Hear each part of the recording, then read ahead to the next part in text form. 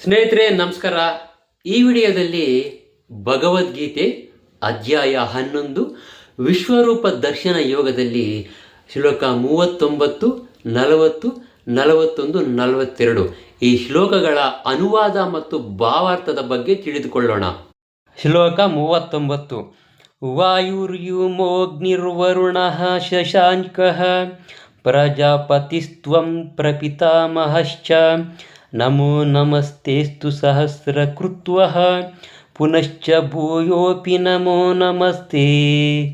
ಈ ಶ್ಲೋಕದ ಭಾವಾರ್ಥ: ಪರಮಪ್ರಭುವನ್ನು ಇಲ್ಲಿ ವಾಯು ಎಂದು ಸಂಬೋಧಿಸಲಾಗಿದೆ, ಏಕೆಂದರೆ ಎಲ್ಲ ದೇವತೆಗಳಲ್ಲಿ ವಾಯು ಅತಿ ಮುಖ್ಯವಾದ ಸ್ವರೂಪ.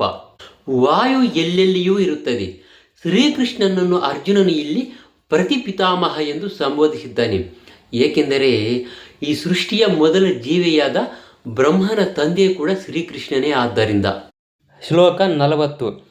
ನಮಃ ಪುರಸ್ತಾದತ ಪೃಷ್ಠತಸ್ತೆ ನಮೋಸ್ತುತೆ ಸರ್ವತ ಏವ ಸರ್ವ ಅನಂತ ವೀರ್ಯಾಮಿತ ವಿಕ್ರಮಸ್ತ್ವಂ ಸರ್ವಂ ಸಮಾಪ್ನೋಸಿ ತತೋಸಿ ಸರ್ವಃ.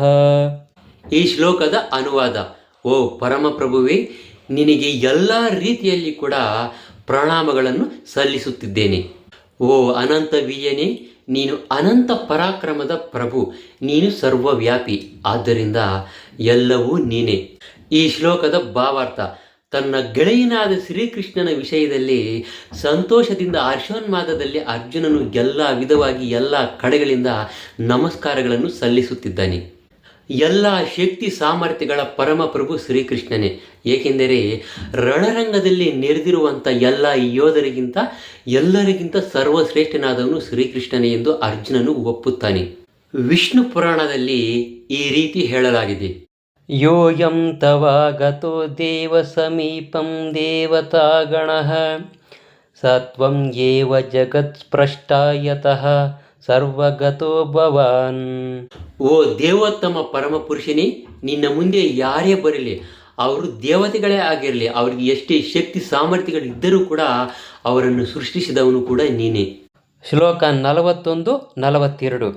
ಸಕೇತಿ ಮತ್ವಾ ಪ್ರಸಭಂ ಯದುಕ್ತಂ ಹೇ ಕೃಷ್ಣ ಹೇ ಯಾದವ ಹೇ ಸಕೇತಿ ಅಜಾನತ ಮಹಿಮಾನಂ ತವೇದಂ ಮಯ ಪ್ರಮಾದಾತ್ ಪ್ರಣಯೇನ ವಾಪಿ ಯಚ್ಚಾವಹ ಸಾರ್ಥಮಸತ್ಕೃತೋಸಿ ವಿಹಾರ ಶಯ್ಯಾಸನ ಭೋಜನೇಶು ಏಕೋತವಾಪ್ಯಚ್ಯುತ ತತ್ಸಮಕ್ಷಂ ತತ್ಕ್ಷಾಮಯೇ ತ್ವಾಮಹಮಪ್ರಮೇಯಂ.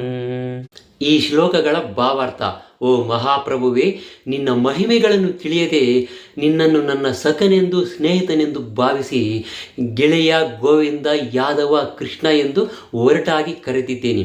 ಪ್ರಮಾದದಿಂದಲೋ ಪ್ರೀತಿಯಿಂದಲೋ ನಾನು ಮಾಡಿರುವಂತಹ ಅಪರಾಧಗಳನ್ನು ದಯಮಾಡಿ ಕ್ಷಮಿಸು.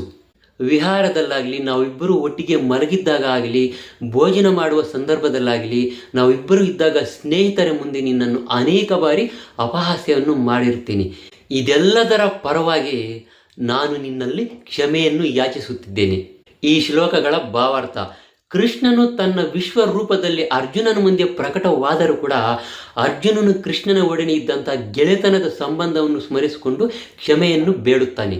ಸ್ನೇಹದಿಂದ ಮಾಡುವ ಸಲಿಗೆಯ ಹಲವು ರೀತಿಗಳಿಗಾಗಿ ಅರ್ಜುನನು ತನ್ನನ್ನು ಕ್ಷಮಿಸುವಂತೆ ಕೃಷ್ಣನನ್ನು ಕೇಳಿಕೊಳ್ಳುತ್ತಿದ್ದಾನೆ. ಕೃಷ್ಣನು ತನ್ನ ಆತ್ಮೀಯ ಸ್ನೇಹಿತನಾಗಿ ಎಲ್ಲವನ್ನು ವಿವರಿಸಿದ್ದರೂ ಕೂಡ ಅವನು ಇಂತಹ ವಿಶ್ವರೂಪವನ್ನು ಧರಿಸಬಲ್ಲ ಎಂದು ತನಗೆ ತಿಳಿದಿರಲಿಲ್ಲ ಎಂದು ಒಪ್ಪಿಕೊಳ್ಳುತ್ತಾನೆ. ಕೃಷ್ಣನ ಸಿರಿಯನ್ನು ಮಹಿಮೆಯನ್ನು ಅರ್ಜುನನು ಗುರುತಿಸದೆ ಅವನನ್ನು ಗೆಳೆಯ, ಯಾದವ, ಕೃಷ್ಣ ಎಂದು ಸಂಬೋಧಿಸಿ ಎಷ್ಟು ಬಾರಿ ಅವಮಾನ ಮಾಡಿರುವನು ಅರ್ಜುನನಿಗೆ ತಿಳಿಯದು. ಆದರೆ ಕೃಷ್ಣನು ಎಷ್ಟು ದಯಾಮಯಿ, ಎಷ್ಟು ಕರುಣಾಮಯಿ ಎಂದರೆ ಕೃಷ್ಣನಿಗೆ ಇಷ್ಟೆಲ್ಲ ಮಹಿಮೆಗಳು, ಇಷ್ಟೆಲ್ಲ ಸಿರಿಗಳು ಇದ್ದರೂ ಕೂಡ ಅರ್ಜುನನ ಒಡನೆ ಸ್ನೇಹಿತನಾಗಿ, ಗೆಳೆಯನಾಗಿ ವರ್ತಿಸಿದ. ಭಕ್ತ ಮತ್ತು ಭಗವಂತನ ನಡುವೆ ಇರುವಂಥ ಪರಸ್ಪರ ಪ್ರೇಮಮಯ ಸಂಬಂಧ ಈ ರೀತಿ ಇರುತ್ತೆ. ಜೀವಿ ಮತ್ತು ಶ್ರೀಕೃಷ್ಣನ ನಡುವಿನ ಬಾಂಧವ್ಯವು ನಿರಂತರವಾದದ್ದು. ಅರ್ಜುನನ ವರ್ತನೆಯಲ್ಲಿ ನಾವು ಕಾಣುವಂತೆ ಅದನ್ನು ಮರೆಯಲು ಸಾಧ್ಯವಿಲ್ಲ.